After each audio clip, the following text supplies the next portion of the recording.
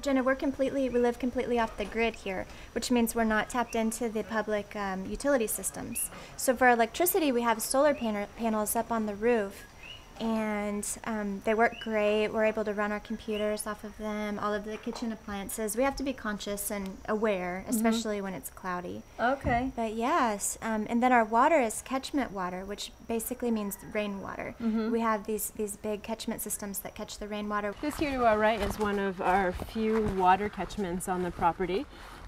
We're fully off the grid, and so our water is coming from the skies, and it goes through a series of filters before it comes to us. We have a couple of spigots on the property that are just for agriculture usage, so like cleaning out buckets and things of the sort, and then the water that runs to the kitchen is a different deal. We have one for the agricultural systems for watering, and then another for our domestic uses, showering, yeah.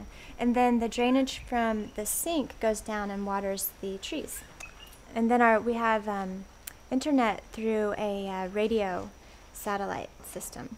How do you know if your power is getting low and you need to be more kind of reserved about using it? Part of it's common sense, and we also have a gauge over here a meter that tells us how charged up the batteries are. Okay. So. I see. So when you can take a look at that and say, all right, I'm not going to be using too much equipment, or the whole community knows they can't. Yes, exactly. Okay. And we have a washing machine, a low power usage and low water usage washing machine that we run, and we don't have a dryer. We just line dry everything. Anything else you can tell me about how this community works off the grid? Okay, so this is our battery system for the solar power. And it's pretty low maintenance. We just need to fill them with distilled water about once a month. Yeah, so this runs the whole show. Big batteries. Yes. And this is the cabinet where we store the inverter, which converts the power that comes in from the solar panels into electricity that we can use.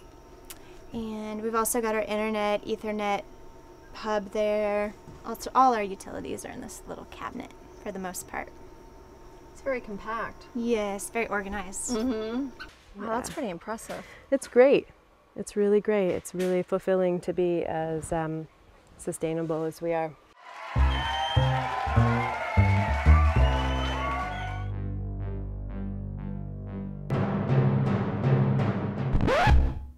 Uncooked vegetables and fruit for 30 days.